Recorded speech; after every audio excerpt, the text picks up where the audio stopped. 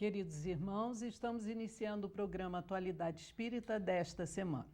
Este programa é uma realização do 8º Conselho Espírita de Unificação, que agrega 23 casas espíritas em Nova Friburgo e região, e tem, por finalidade, a divulgação da doutrina espírita, codificada por Allan Kardec, levando consolo e esclarecimento a todos aqueles que nos assistem.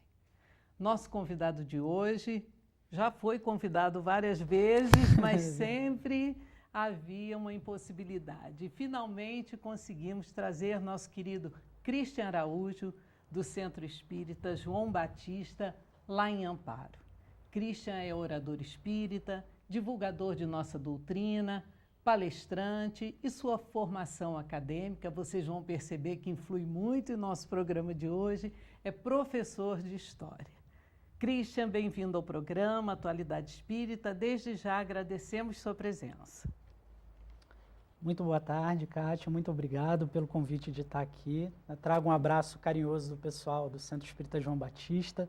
É sempre um prazer muito grande divulgar a doutrina espírita e estar falando em nome de Jesus, né, sobre essa doutrina maravilhosa e a história do Espiritismo em Nova Friburgo.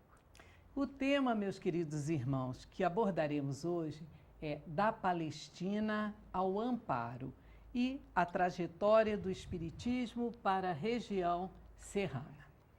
Então, vamos iniciar, Christian? Pois não. Como começou esta trajetória de luz?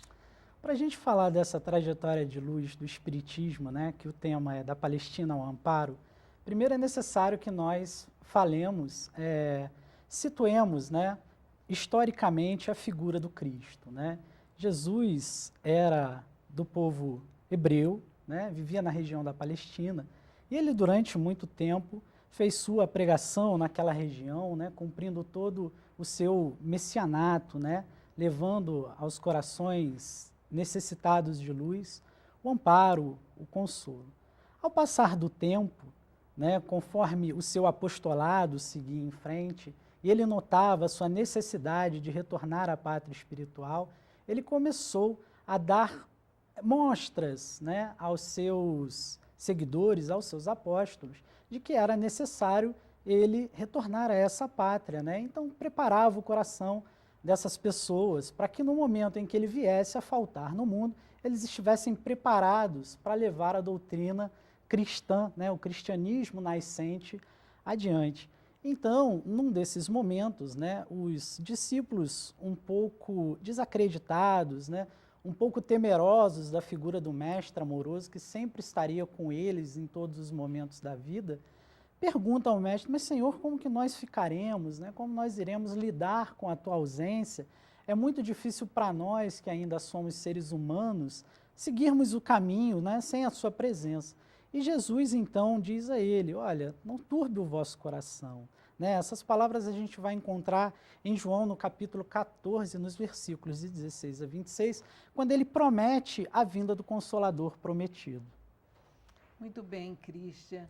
E qual a relação entre as grandes navegações portuguesas e a futura instalação do Espiritismo no Brasil, mais precisamente na região serrana aqui do Rio de Janeiro?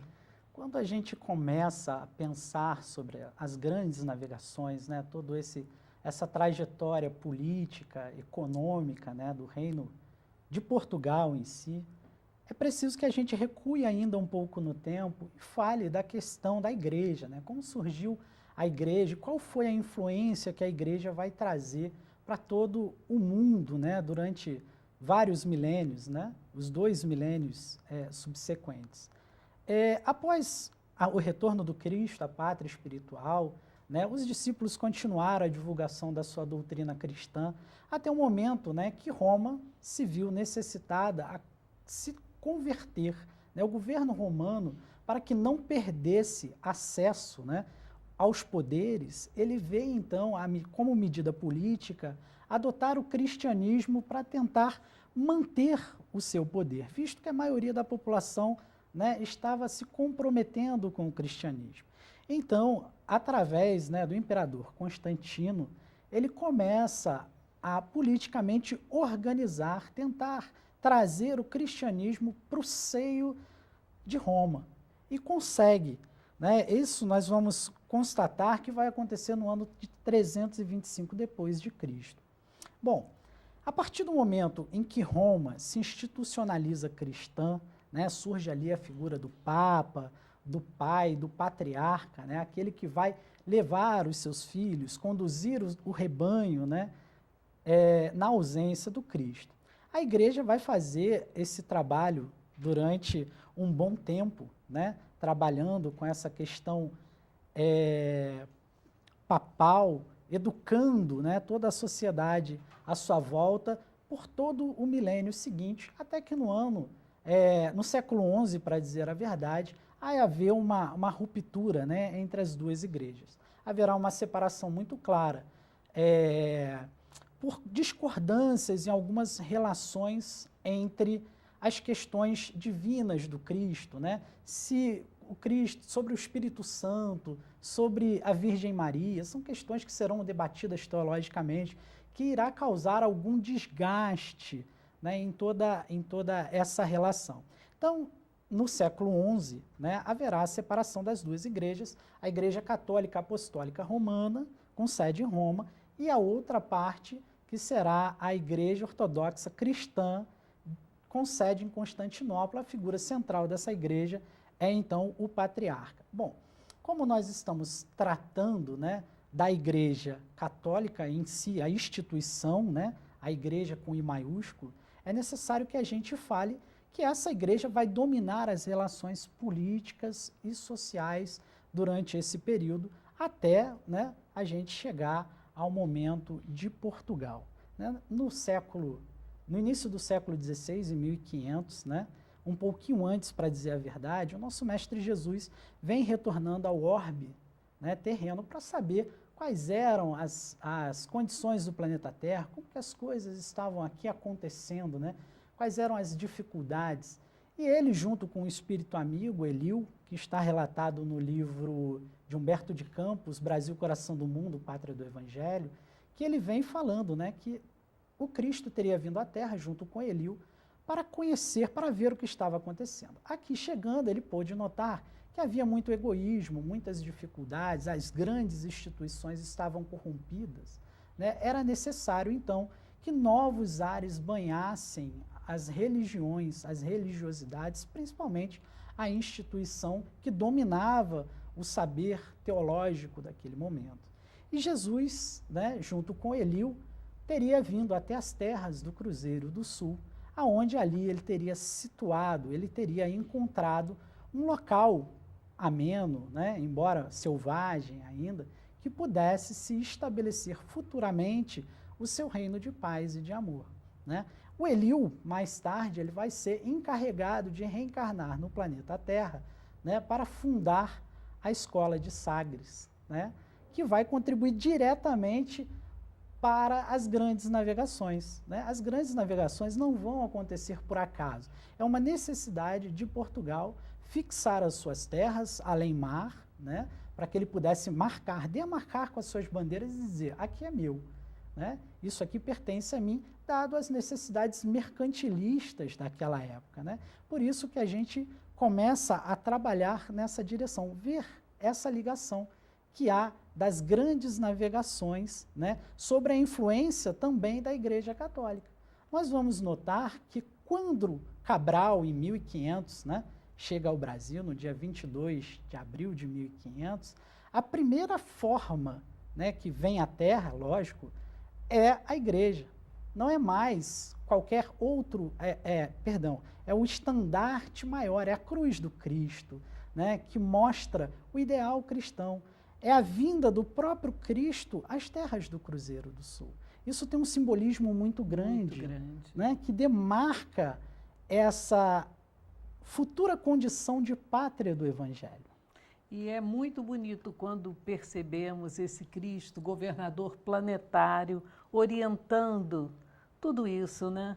Não podemos, mais uma vez, achar que por acaso as navegações aconteceram, aqui chegaram.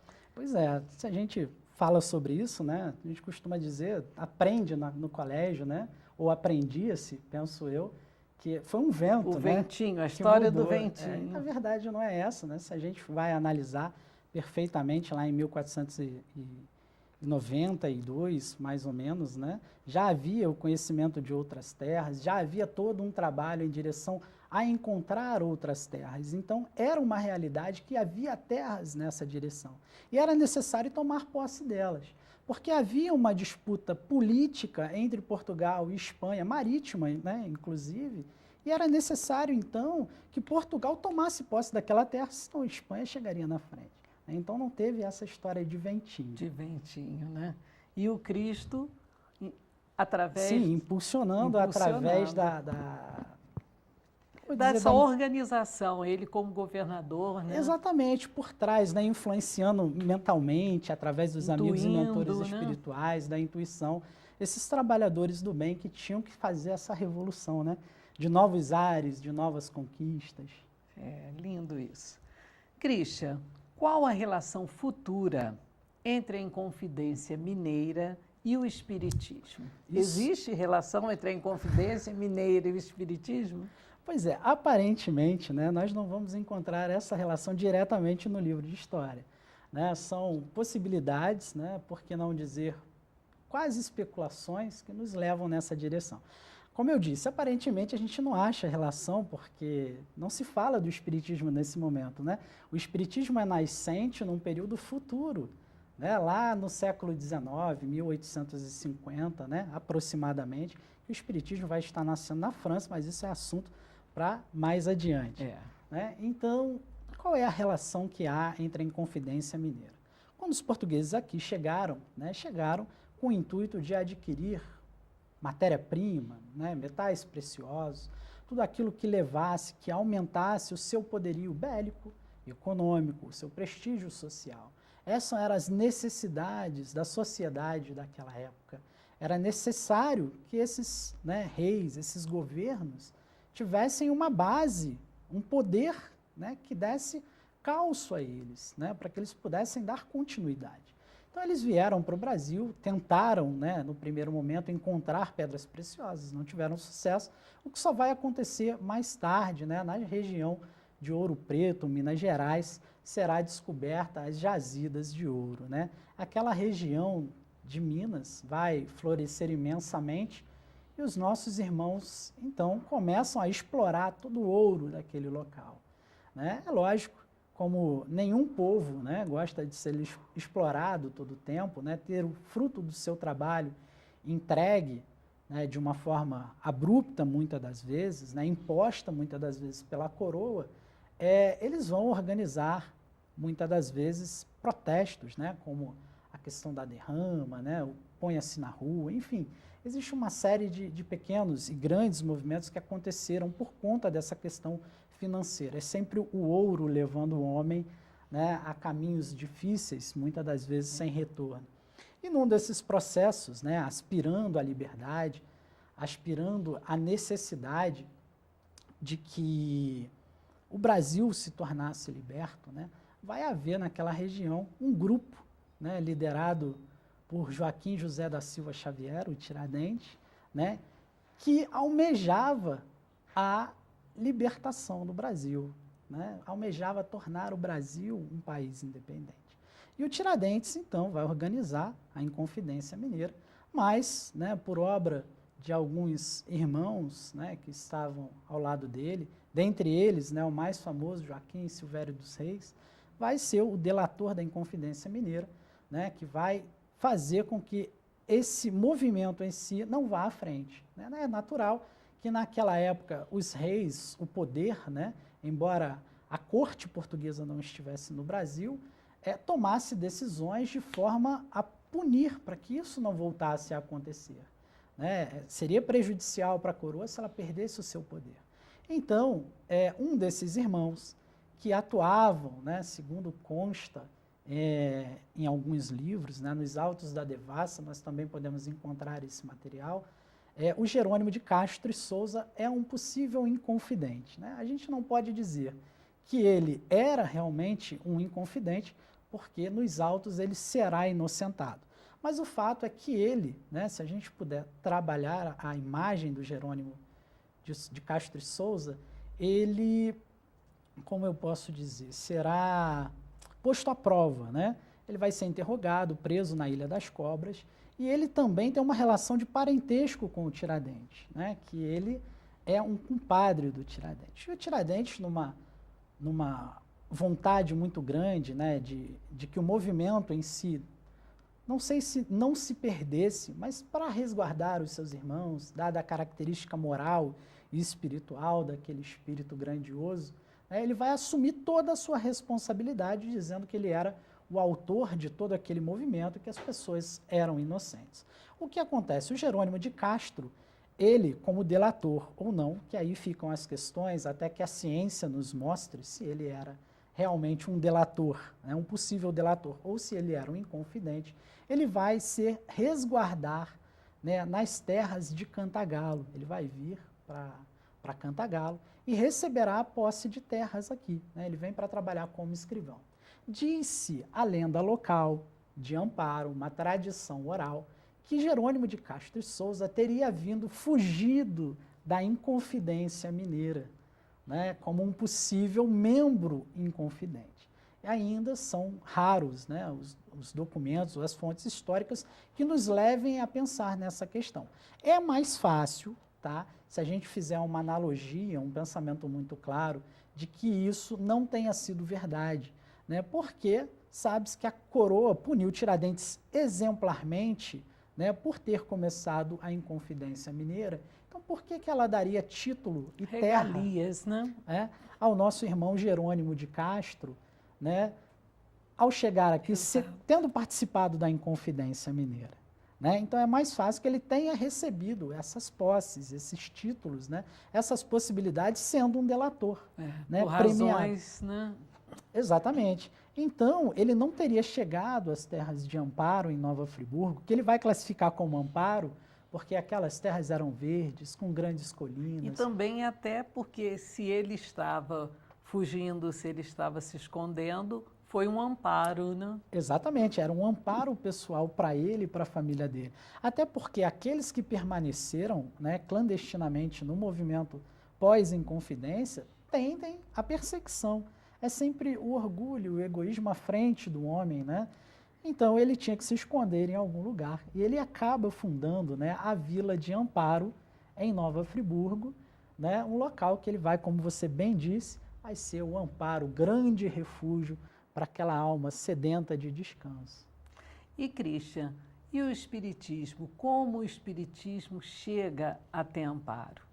Bom, para a gente falar da chegada do Espiritismo em Amparo, nós também temos que falar da origem, né, do Espiritismo na França, um pouquinho, né? O Espiritismo vai vir à tona, a doutrina dos Espíritos, por assim dizer, através das mãos, né, do grandioso Allan Kardec, né, o Hippolyte Léon Denis Rivel, né, cujo codinome mais tarde se torna Allan Kardec, um grande pedagogo, que ele vai codificar a doutrina espírita em 1857, é a publicação do primeiro livro, né, o Livro dos Espíritos, se eu não estou equivocado. Certíssimo. Bom, a partir desse momento que começa a codificação da doutrina espírita, né, esses livros serão levados, né, serão impressos, né, serão distribuídos, né, principalmente no original francês, em para diversas regiões. Um desses irmãos, né, que terá acesso direto a esses livros é uma irmã da nossa querida Hortência Grip, uma das fundadoras, né, fundadora do Centro Espírita João Batista, em Amparo. A dona Hortência, carinhosamente chamada por nós, ou vovó Hortência, né, a gente trata dela desta forma muito carinhosa, um momento de necessária consolação, visto que ela tinha perdido um ente querido, em uma de suas viagens à casa da sua irmã em Casimiro de Abril, acaba, né, chegando lá após uma caminhada exaustiva, muito longa, né, visto que não tínhamos automóveis, estradas, acessos, né? Exatamente, né, muitas dificuldades. Após algum tempo de viagem, ela chega à casa da sua irmã e se depara, então, né, com o Livro dos Espíritos em francês, né? E ela, como era filha de colonizadores, né, suíços, ela também dominava o francês. o que para ela não era uma dificuldade. Exato. Maravilhada, então, com a consolação daquelas palavras, com aquela doutrina, com aquele conhecimento que confortava os corações sedentos, ela então começa a ver que ali há um grande manancial a ser distribuído por toda a humanidade. Então, quando ela retorna para Nova Friburgo, mais precisamente, para Amparo, ela traz consigo o Livro dos Espíritos e começa, naquele momento, a estudar essa doutrina, a se questionar, né, a multiplicar aqueles ensinamentos que a ela confortava muito. E era de uma claridade muito grande, como se em outro momento ela já tivesse ouvido aquelas palavras. E gostaríamos, Christian, de aproveitar esses minutos finais do nosso primeiro bloco para que você falasse um pouquinho sobre a sua casa, que está aniversariando neste mês. Não é verdade? Pois então é. Vamos aproveitar essa história linda, belíssima, essa trajetória do Espiritismo até Amparo, para você nos falar um pouquinho os horários, a casa, falarmos para que nossos irmãos também possam comparecer. O Centro Espírita, né, João Batista, é uma ligação de muito amor, né? Eu costumo dizer que eu devo muito ao Espiritismo e à Casa Espírita João Batista, por tudo que eu sou, por tudo que eu me tornei. Ela é uma casa centenária, né? Esse mês nós estamos fazendo 125 anos, né, nessa trajetória. Maravilha. Iniciada lá atrás, né, por Dona Hortência.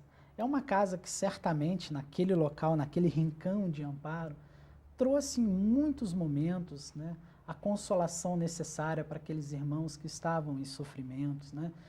Cultiva-se também o mito daquela região que, né, não havia escravidão em Nova Friburgo, né? Tendo acesso a alguns documentos e algumas pesquisas, nós vimos que houve sim escravidão em Nova Friburgo e que em Amparo, principalmente na fazenda de Dona Hortência, a escravidão era proibida, não se podia colocar o negro no tronco, né? Então ali havia muitas almas, não só do negro em si, mas do indígena, do próprio colonizador, de outros irmãos, né? A Casa Espírita João Batista, o Centro Espírita João Batista, é um polo de referência aos necessitados, né? A gente fala, houveram perseguições, houveram inúmeras dificuldades, né, que fizeram com que ali fosse a implantação necessária da doutrina espírita. Para ser disseminada a toda essa região. Exatamente. Não é verdade? Exatamente. E é uma casa maravilhosa, não só lindinha, não é? Materialmente, mas uma casa em que a gente se sente ali confortado, protegido, em paz. Então, queridos irmãos, parabéns ao Centro Espírita João Batista nesse mês de agosto. Christian, nós vamos agora a um breve intervalo comercial e retornaremos no segundo bloco com mais perguntas com Christian Araújo, da Centro Espírita João Batista. Até já.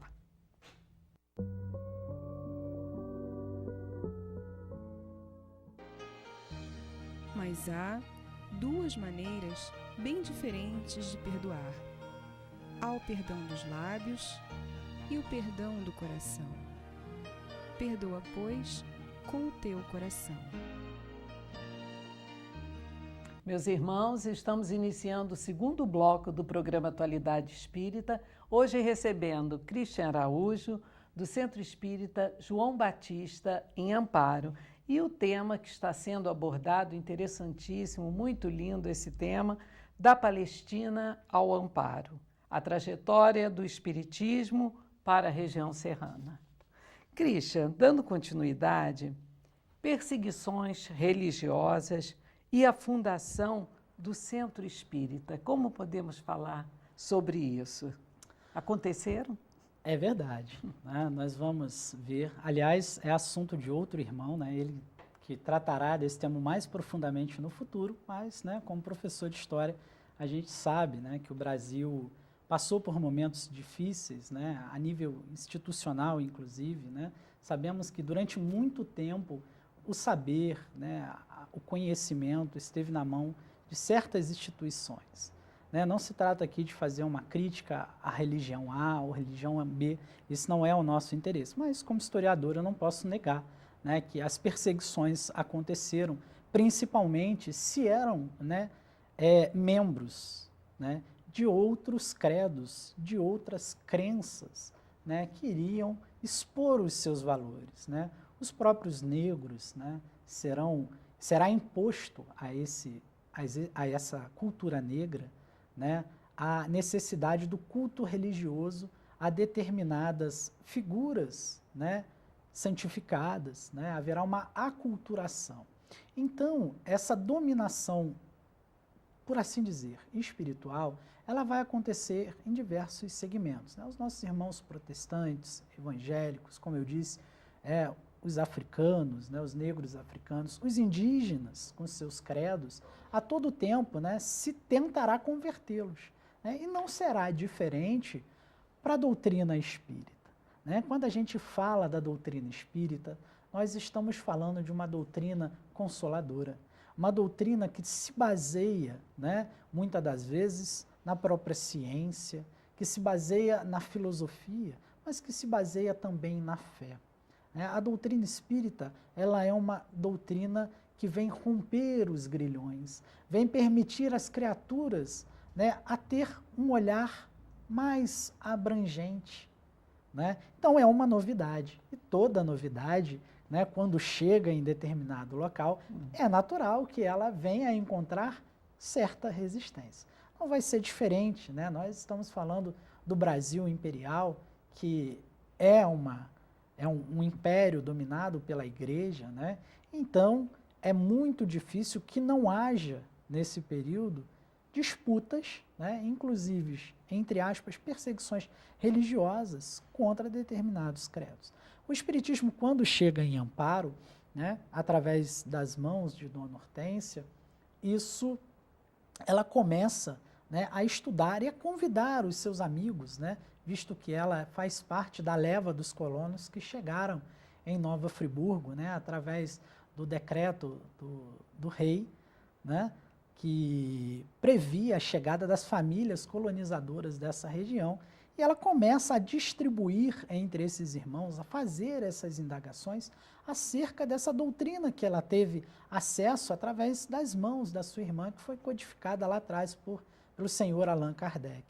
E quando, né, a comunidade local começa a perceber o crescimento, né, dessas ideias que modificavam profundamente as relações de poder, inclusive, né, dando maior liberdade do indivíduo escolher, né, podendo ter o diálogo, porque o estudo da doutrina espírita era feita de forma comunitária, abrangente, né? Ela então começa, junto com os seus, né, junto com os seus familiares e junto com aqueles pouquíssimos amigos ainda que se dispunham a estudar o espiritismo nascente, começou a sofrer perseguições. Essas perseguições, elas vão se tornar tão sérias, mas tão sérias, que eles terão que se esconder, né? Eles terão que fazer as reuniões à luz de velas, muitas das vezes nos cafezais, né, escondidos dentro do mato, para que não fossem surpreendidos pelo poder policial. Não se havia ainda essa grande liberdade que o indivíduo deveria ter de escolher os seus próprios caminhos, né? E aquilo era muito novo.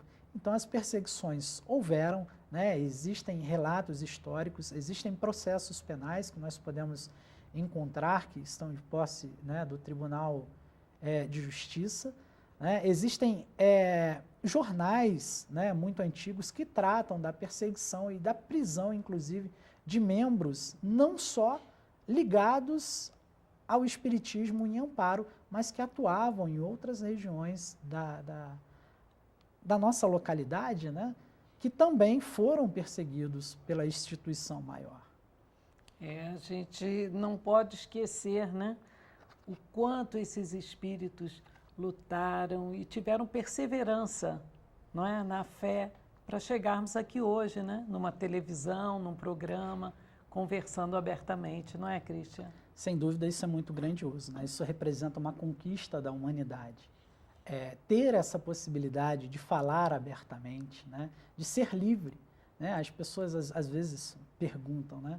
O espiritismo é uma religião que não permite, aliás, que se permite tudo, né? Que não é proibitiva. é uma religião que te induz, te ajuda, te auxilia, te faz crescer pela razão.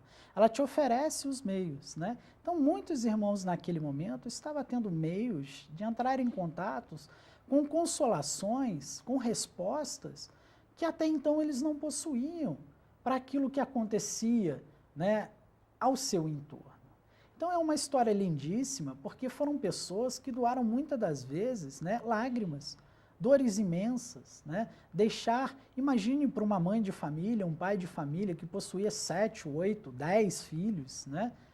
Ser preso, ser condenado, ser chamado de herege, ser exposto, né, numa praça pública, ser condenado, né? Isso é uma marca que fere muitas das vezes a criatura. Então você tem que ter aquela fibra íntima, aquela moral superior, aquela vontade e a certeza de que o que você está fazendo é muito melhor, é muito maior. Até porque, né, acredito, não foram as palavras dela, mas tenho certeza que Dona Hortência sempre deve ter imaginado a figura de que Jesus estava no leme, né, dessa embarcação a todo momento. Estava não, está no leme. Certamente.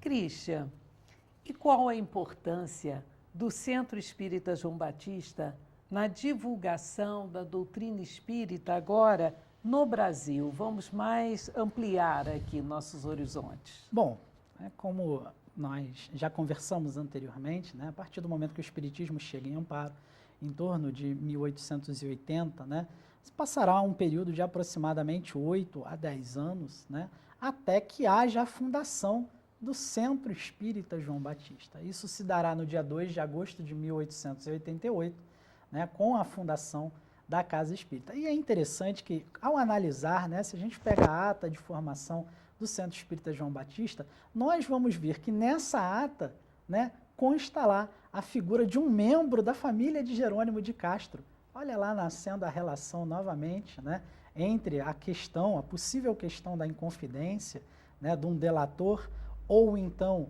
né, de um herói inconfidente. Nós vamos ver um filho dele, um neto dele, né, na formação da diretoria do Centro Espírita João Batista. É super interessante quando a gente começa a enxergar. Aparentemente, quando a gente fala, parece que não tem relação nenhuma.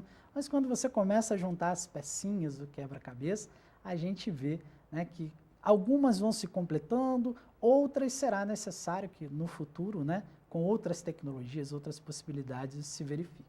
Bom, instituída então, né, erguida a Casa Espírita, o Centro Espírita João Batista, ela será o núcleo principal, né, do Espiritismo na região serrana. Né? É uma casa que será construída de forma comunitária. Né? Os membros irão se organizar entre eles após a fundação, que foi num terreno do senhor Hermes Dorf, e vai acontecer tudo muito rápido, né? Eu acho que a energia, a vontade de se construir, acho que a empolgação, a fé, o conhecimento que aqueles irmãos possuíam naquele momento, a certeza que guia, né, os passos daqueles irmãos, né? Jesus estando no leme, mais uma vez, eles começaram rapidamente e construíram essa casa. E foi necessário, então, se divulgar a doutrina, né? As reuniões não mais precisavam ocorrer diretamente de portas fechadas. Já era possível conversar, já era possível debater sobre aqueles ensinamentos, né, que os espíritos traziam para toda a humanidade. É interessante que a gente vai vendo, né, nos anos posteriores, que outras casas espíritas, né, na maioria delas, se a gente for pegar as atas de criação dessas casas espíritas, nós vamos ver que muitas delas há pessoas de Amparo, da comunidade amparense, espírita amparense, que vão participar da fundação de outras casas, né, levando essa diretamente, né, auxiliando, né, esse fruto, dizer isso mesmo. Esse fruto magnífico, né, essa obra. Imagine, né, nós que temos o conhecimento da vivência do espírito, né, em se tratando da vida após a vida, da continuidade da vida espiritual, né? Quantos irmãos permanecem, muitas das vezes, presos a determinadas condições, a determinados locais, né? Dado a sua ligação material, muitas das vezes com seja o seu sofrimento, ou as suas experiências que ele teve ali, é natural que o espírito fique muitas das vezes preso, né? E o espiritismo é uma ciência, é também uma religião que ela trabalha, ela estuda o lado espiritual. Quantos corações, então, não foram consolados, tanto encarnados quanto desencarnados, né? Muitos membros do Centro Espírita João Batista atuaram diretamente, né, a nível social, né? O Dr. Monteiro, conhecido Dr. Monteiro, que ia com o seu burrico, nas tardes, nas noites tempestuosas, não tinha horário, servir, né, em nome da doutrina espírita, em nome do amor, levando consolo, levando tratamento, e algumas das vezes ele nem estava presente, né? Algumas das vezes o socorro chegava sempre à frente, né? Com Jesus, com os mentores, com os trabalhadores. Então é através, né, de Dona Hortência, seu Eugênio e tantos outros vultos que não cabe aqui eu ficar falando sobre o medo, né, de acabar esquecendo de algum deles, o que seria injusto, né? Quantos corações, quantas famílias, né, foram consoladas? Quantos irmãos foram auxiliados?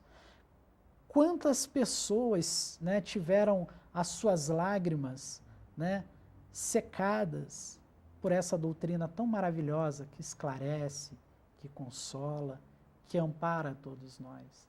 É bonito quando a gente pensa, né? A gente acha que uma casa espírita naquele local não é capaz de fazer tanta coisa, né? Por ser um local bem interiorzão, né? O quarto distante, distrito, né, de Nova Friburgo, com uma importância tão grande.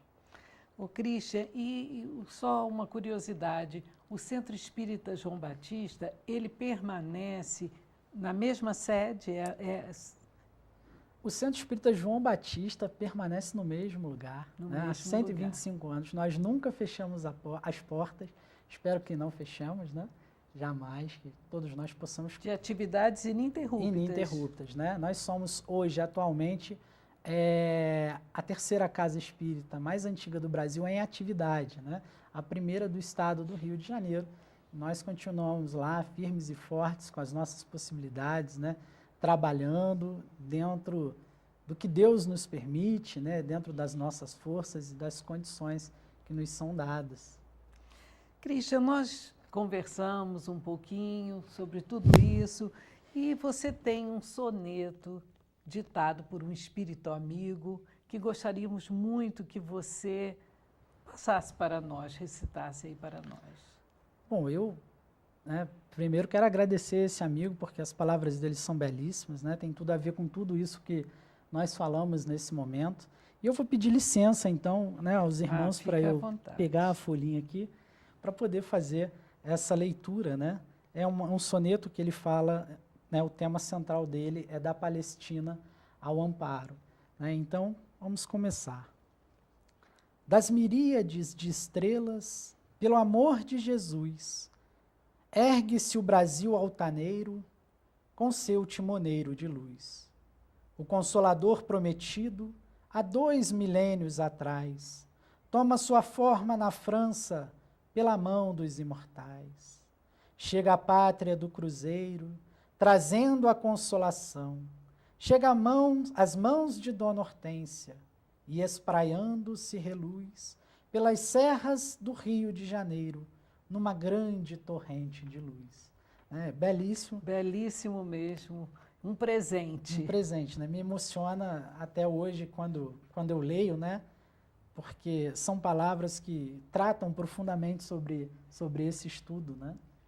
São palavras belíssimas e um presente que deve ser motivo de muita alegria para todos vocês lá do Centro Espírita João Batista. Sem dúvida nenhuma, né? Como eu disse anteriormente, nós temos a oportunidade, através do Espiritismo, né, de encontrar muitas respostas para as nossas dores mais íntimas, né, para as nossas dificuldades. Ninguém aqui é santo, né? Se fôssemos santos, não estaríamos aqui, né, na necessidade de tanto aprendizado. Então, são palavras belíssimas, são conhecimentos fantásticos que nos levam a outros patamares, a superar a nós mesmos, né? Fazendo com que o homem velho seja superado e que brote em nós um homem novo, né? Então, o que eu tenho a dizer a todos os irmãos, estudem, né? Pratiquemos o bem e a caridade. Religião em si não salva ninguém. O que salva o homem são os seus atos, né? As mudanças de atitude e o amor em Cristo. Deixo a todos um abraço, né? E agradeço a todos, né? Pela oportunidade que me foi dada nessa tarde. Espero voltar mais vezes, né? Muito obrigado pelo carinho e atenção. Christian, fiquem com Deus. realmente, Jesus no coração. Eu já havia assistido você falando, já havia ouvido você falar sobre essa trajetória, me emocionou demais e eu estou sempre fazendo o convite, porque eu tenho certeza que nossos irmãos também ficaram muito felizes, emocionados e agradecidos por sua presença aqui no programa Atualidade Espírita. Muito obrigada, Christian. Muito obrigado. É muito especial estar aqui, muito interessante. Muito alegre, né? Muito bom para nós, né? É a primeira experiência, né? E de muitas, certamente. Tomara, o convite virá novamente. Muito obrigado. Queridos irmãos, estamos encerrando o programa Atualidade Espírita de hoje. Lembrando a todos que visitem o Laje, Lar Abrigo Amor a Jesus. Lá vivem 80 idosos que necessitam do nosso amor, do nosso carinho, da nossa presença física também. Visitem a Banca do Livro Espírita, situada na Avenida Alberto Browne, quase esquina de Augusto Cardoso. Lá vocês encontrarão exemplares de nossa doutrina a preços bastante interessantes. Tenham todos uma semana muito feliz, uma semana de muita paz, com Deus, nosso Pai, nos amparando sempre e Jesus, nosso mestre e amigo, sempre ao nosso lado. Fiquem com Deus e até o próximo programa.